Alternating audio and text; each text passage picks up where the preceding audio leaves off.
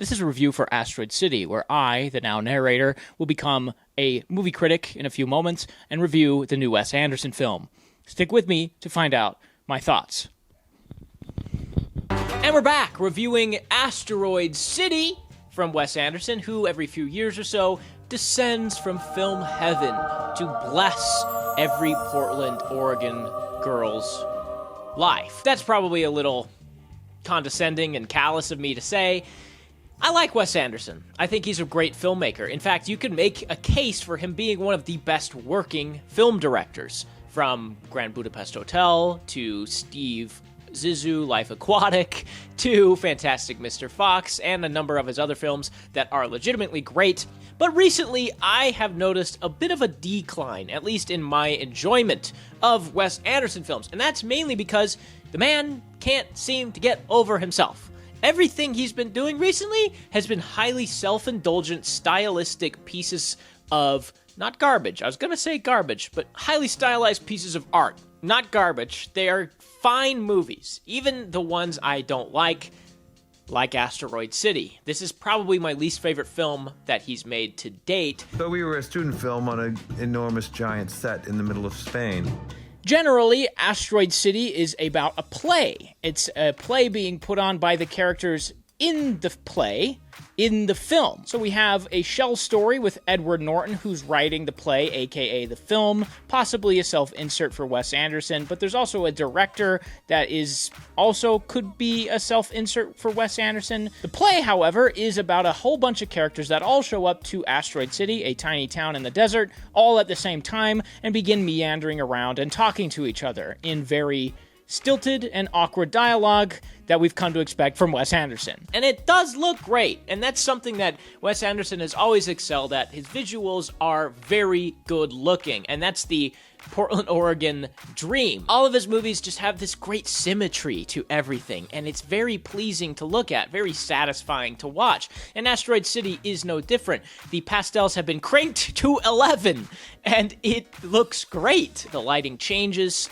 spotlights, dimming, all this kind of light orchestrating is nice. It looks really nice. And the cinematography, while very Wes Anderson in how mannered and particular it is with its sliding in, sliding out, sliding left, sliding right, tilting left, tilting right, and that's about it. It's great. It looks really good. And the organization and the orchestrating of all these little specific things is very impressive. The one long takes are very nice. I loved a couple of the shots with visual gags in them. There's a great opening shot when it revolves around the city in this great 360-degree shot that shows the city as an awesome looking set. That is awesome. The set is awesome. All the buildings are there. They look good. They've made the city feel like it kind of belongs there. It kind of exists in a sort of storytell fantasy way. I enjoyed the sets, and then there's some really great visual gags too. There's some fun panning or trucking shots that go left to right or push in or out, and you get some fun gags in the background of the shot, or some fun gags as it's dollying past burnt down house and then a tent being built right next to it. There's some fun visual gags like that. But that's kind of where my positives stop. I mean, that's a lot of positives, to be fair. Don't get me wrong. It's a very visually pleasing movie, but the actual important things, the story, the characters, they just don't exist in this movie. They're strange, aren't they? They're children compared to normal people. Yes, that's correct. It's true. Why should I care about this story, which doesn't actually kick off until halfway through the movie when an alien shows up? And then everyone gets quarantined into the town, and I went, okay, something's happening. All right, I'm going to adjust myself in my seat. I'm going to grab my little awesome slushie I've got here. I'm getting ready for the story to actually start moving. And then you know what happens? They just do the same thing, but now it's in quarantine. It's just actors talking to each other some more. I can't believe how much nothing happens in this play. At least Isle of Dogs and French Dispatch tried to have a story. This one don't. The ultimate theme of the movie is, in fact, pointlessness. The entire movie seems to be building to this third act to tell the audience that even if you don't understand it, it doesn't matter because it's pointless. You don't have to understand pointlessness because pointlessness pointlessness is itself pointless. And that's ultimately this movie. And my question is, why'd you do that? When you do this, it feels hollow. Why'd you do it? I mean, that's the most frustrating element of it, is that it seems to be relishing in itself, but itself is nothing. Wes Anderson is just jerking it to this set. He loves shooting on this set. He loves all the colors he's pulled together. He loves this gigantic cast he's pulled together that don't have nearly enough screen time to justify them being in the movie. He loves making this movie, clearly, and that's cool. He's passionate about it. But where's the script, Wes? Did you love writing the script? Or did you just love writing dialogue for characters to spit at each other? Because that's what it feels like. You didn't write a story. You wrote monologues for actors to put on sizzle reels. It's so annoying. Your movie is obnoxious. Probably half the movie is the first act, which is segmented by the movie itself into poorly structured acts. The first act takes way too long. The second act is way too short. The third act is solid, though. I'll give you that. I'll give you the third act. It's pretty good. But those first two acts, bro, they suck. The first act, particularly, is fucking horrible. The first act is hard to sit through. It takes so long to get anywhere. And it takes so much time trying to set up these characters who are actively doing nothing and going nowhere. It's pointless. And I know that's the point, but here's the thing about filmmaking, that's stupid. I don't care about any of these characters. Like I said, there's so many big names in this, there's no possible way that we could have gotten invested in any of them. Not even a few of them. None of them have character arcs. They're all painfully one note, and Wes seems to acknowledge this even in the end when Jason Schwartzman breaks the fourth wall of the play, which is the ultimate premise of the film we can discuss. He breaks the fourth wall, he comes out and says, I don't understand the play, I don't understand the character, what do I do? And the director's like, you're doing fine, you're playing the character, whatever, you've become him.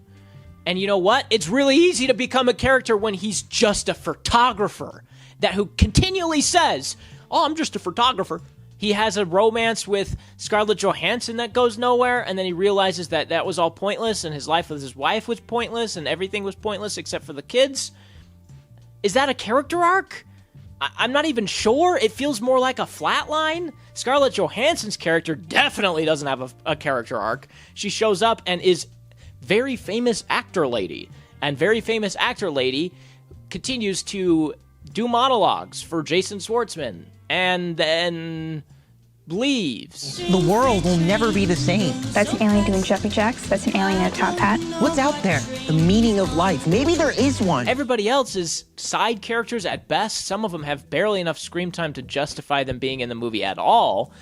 But then there's the two young kids of Scarlett Johansson and Jason Schwartzman, who also fall in love with each other, and they're like girlfriend and boyfriend at the end.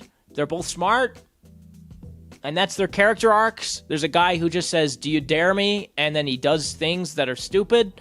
It's not a character, it's just a one-note trick. The second act felt like it was finally trying to upswing to something when an alien shows up. And I was like, yo, okay, he's stealing this asteroid, he's gonna trigger something, the quarantine happens, everybody's locked into Asteroid City, we have an actual escalation to the story. And then, you know what? Nothing happens. An alien shows up, they get quarantined, and then they continue to have pointless monologues in the city. Oh, but it's locked down now? That's not, that's barely a story beat. That's barely anything. And then the third act is the big climax of the movie when the alien shows back up and throws the asteroid down back into the meteor hole, and he has inscription on it, and then he leaves, and then the quarantine gets lifted after word gets out that an alien was there and the government doesn't care anymore, and it ends. There's also these continual cutbacks to the reality of the film, or the play, I should say, where they're developing the play and then the play is the film. And there's all these black and white scenes of these characters, Adrian Brody, Jason Schwartzman, Scarlett Johansson, Willem Dafoe, developing the play to show to an audience. And I guess it's supposed to show like filmmaking process of all of these egos trying to come together to make something great. But it doesn't go anywhere either. It just ends with Jason Schwartzman breaking the fourth wall, saying he doesn't understand it, being told that that's okay, and then talking to a woman who had her scenes cut that was supposed to play his wife. And it's a nice scene because she has this great dialogue about a dream he has that goes on, and it's nice. But what's the point? I just keep getting back to this. I know that is the point, is what is the point, but all of it just meanders, and it feels like nothing. If I have to ask what's the point, and the answer is that's the point, you didn't make a good movie. You made a cacophony of noise. I don't know, man. I just did not enjoy this one. It's visually nice. It's appealing. You could probably put it on the background while you're doing some Netflix and chilling, but other than that, why would you want to watch this again? Like, what would you get out of it? Just more time with these characters that are one-trick ponies? Seeing the dumb-looking alien again and having a giggle? Realizing that the alien is actually Jeff Goldblum for some peculiar reason? I don't know. I give it a 5. It's just not for me.